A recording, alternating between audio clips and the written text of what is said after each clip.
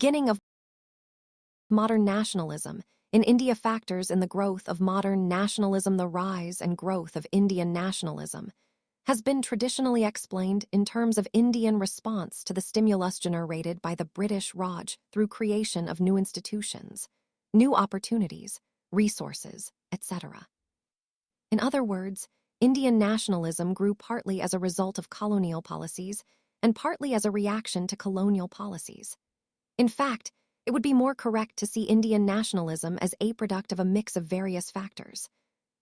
Worldwide upsurge of the concepts of nationalism and the right of self-determination initiated by the French Revolution.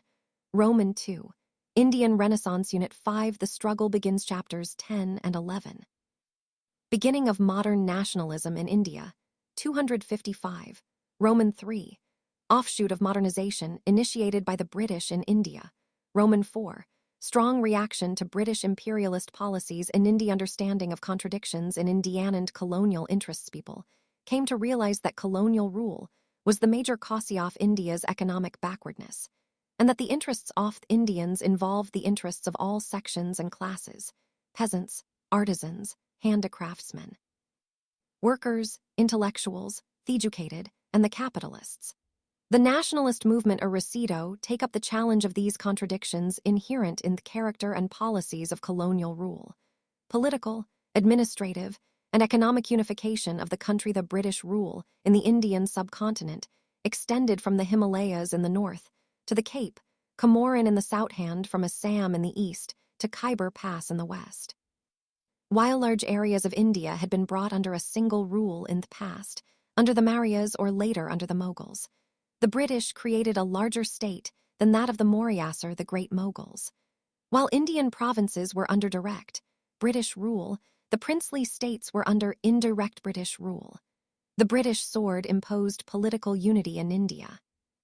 A professional civil service, a unified judiciary, and codified civil and criminal laws throughout the length and breadth of the country imparted a new dimension of political unity to the hitherto cultural unity that had existed in India for centuries.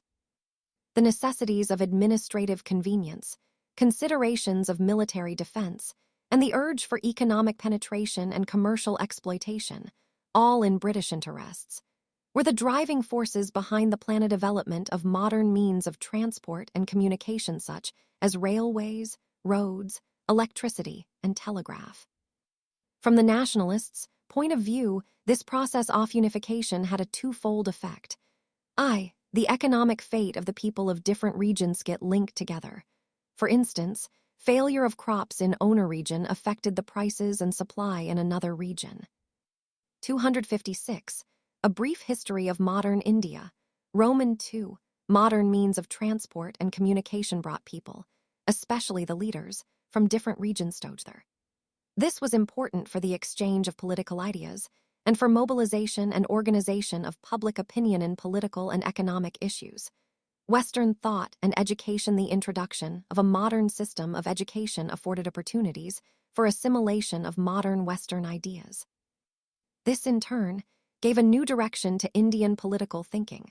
Although the English system of education had been conceived by the rulers in the self-interest of efficient administration, the liberal and radical thought of European writers like Milton, Shelley, John Stuart Mill, Rousseau, Paine, Spencer, and Voltaire helped many Indians imbibe modern rational, secular, democratic, and nationalist ideas.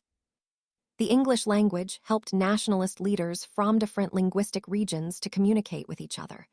Those among the educated who took up liberal professions, lawyers, doctors, etc., often visited England for higher education. There they saw the working of modern political institutions in a free country and compared that system with Indian situation where even basic rights were denied to the citizens.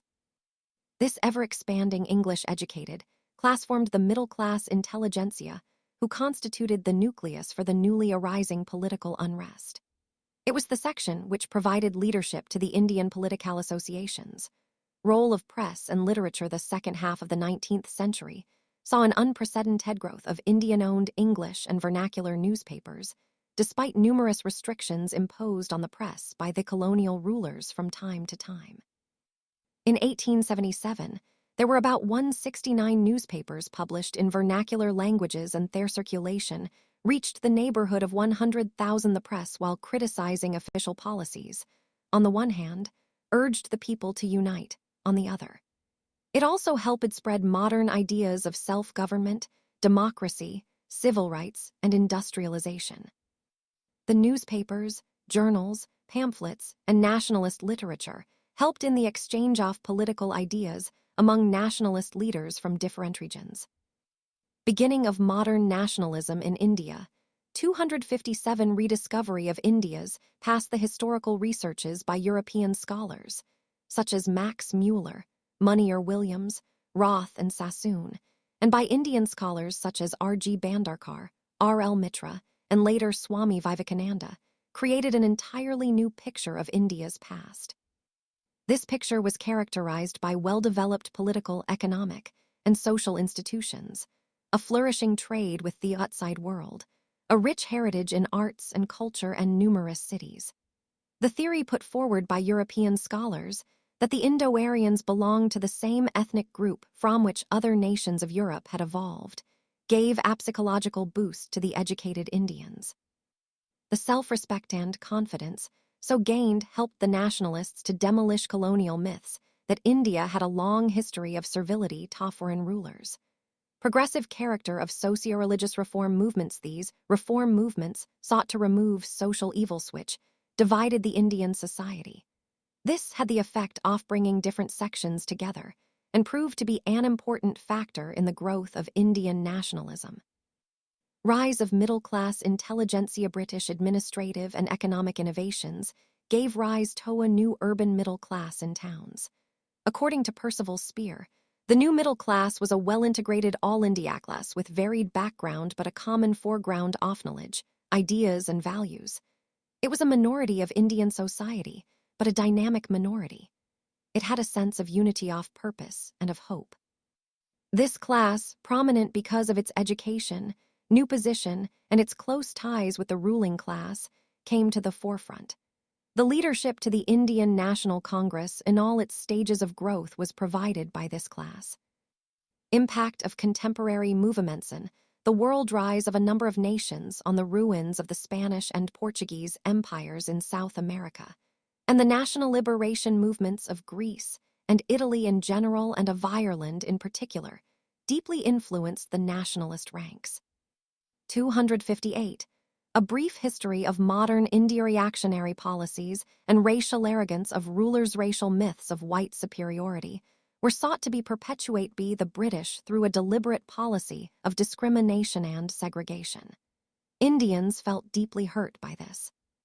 Lytton's reactionary policies, such as reduction of maximum age limit for the ICS examination from 21 years to 19 years, 1876, the Grand Delhi Durbar of 1877, when the country was in the severe grip of famine, the Vernacular Press Act, 1878, and the Arms Act, 1878, provoked a storm of opposition in the country. Then came the Ilbert Bill controversy. Ripon's government had sought to abolish judicial disqualification based on race distinctions, and to give the Indian members of the covenanted civil service the same powers and rights as those enjoyed by their European colleagues. Ripon had to modify the bill, thus almost defeating the original purpose, because of the stiff opposition from the European community. It became clear to the nationalists that justice and fair play could not be expected where interests of the European community were involved. However, the organized agitation by the Europeans to revoke the Ilbert Bill also taught the nationalists how to agitate for certain rights and demands. Political associations before the Indian National Congress. The Indian National Congress was not the first political organization in India. However, most of the political associations in the early half of the 19th century were dominated by wealthy and aristocratic elements. They were local or regional in character. Through long petitions to the British Parliament, most of them demanded Black Circle administrative reforms, Black Circle association of Indians with the administration, and Black Circle spread of education. The political associations of the second half of the 19th century came to be increasingly dominated by the educated middle class the lawyers, journalists, doctors, teachers, etc. They had a wider perspective and a larger agenda. Beginning of modern nationalism in India. 259 political associations in Bengal. The Bangabhasha Prakasika Sabha was formed in 1836 by associates of Raja Ramohan Roy. The Zamindari Association, more popularly known as Landholders' Society, was founded to safeguard the interests of the landlords. Although limited in its objectives, the Landholders' Society marked the beginning of an organized political activity and use of methods of constitutional agitation for the redressal of grievances. The Bengal British India Society was founded in 1843 with the object of the collection and dissemination of information relating to the actual condition of the people of British India, and to employ such other means of peaceful and lawful character as may appear calculated to secure the welfare, extend the just rights, and advance the interests of all classes of our fellow subjects. In 1851, both the Landholders' Society and the Bengal British India Society merged into the British Indian Association. It sent a petition to the British Parliament demanding inclusion of some of its suggestions in their new charter of the company, such as establishment of a separate legislature of a popular character. Roman II, separation of executive from judicial functions. Roman III, reduction in salaries of higher officers. And Roman IV, abolition of salt duty, abkari, and stamp duties. These were partially accepted when the Charter Act of 1853 provided for the addition of 6 members to the Governor-General's Council for legislative purposes. The East India Association was organized by Dadabhai Naoroji in 1866 in London to discuss the Indian question and influence public men in England to promote Indian welfare. Later, branches of the association were started in prominent Indian cities. The Indian League was started in 1875 by Sisir Kumar Ghosh with the object of stimulating the sense of nationalism amongst the people and of encouraging political education. The Indian Association of Calcutta, also known as the Indian National Association, superseded the Indian. 260. A Brief History of Modern India League, and was founded in 1876 by younger nationalists of Bengal led by Surendranath Banerjee and Ananda Mohan Bose, who were getting discontented with the conservative and pro-landlord policies of the British Indian Association.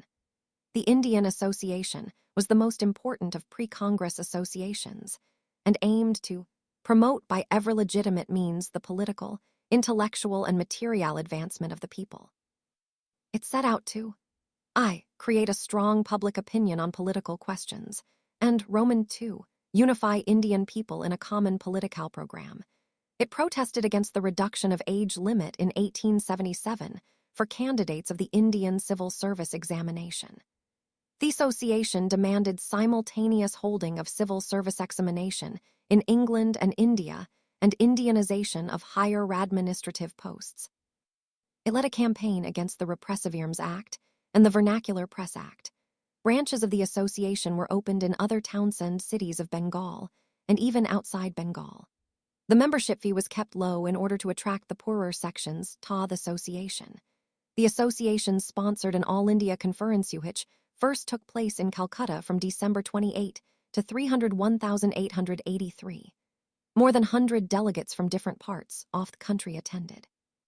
So, in a way, the association was a forerunner of the Indian National Congress as an all-India nationalist organization. It later merged with the Indian National Congress in 1,886 political associations. In Bombay, the Pune Sarvajanik Sabha was founded in 1867 by Mahadev Govind Ranade and others, with the object of serving as a bridge between the government and the people. The Bombay Presidency Association was started by Badruddin Tayyibji, Feroz Shah Mehta, and K.T. Telling in 1885 political associations in Madras. The Madras Mahajan Sabha was founded in 1884 by M. Viraraghavachari. Also, Viraraghavacharya, B. Subramania Iyer, and P. Ananda Charlu. Beginning of modern nationalism in India. 261 pre-Congress campaigns. The associations organized various campaigns before the Indian National Congress appeared on the scene. The campaigns were I. For imposition of import duty on cotton, 1875. Roman II. For Indianization of government service, 1878-79. Roman III. Against Lytton's Afghan adventure, Roman IV. Against Arms Act, 1878. V. Against Vernacular Press Act, 1878. Roman VI. For right to join volunteer corps, Roman VII. Against plantation labor. Inland Emigration Act, Roman VIII. In support of Ilbert Bill, Roman IX. For an all-India fund for political agitation. X. Campaign in Britain to vote for pro-India party. Roman XI. Against reduction in maximum age for appearing in Indian civil service. The Indian Association took up this question and organized an all-India agitation against it, popularly known as the Indian Civil Service Agitation.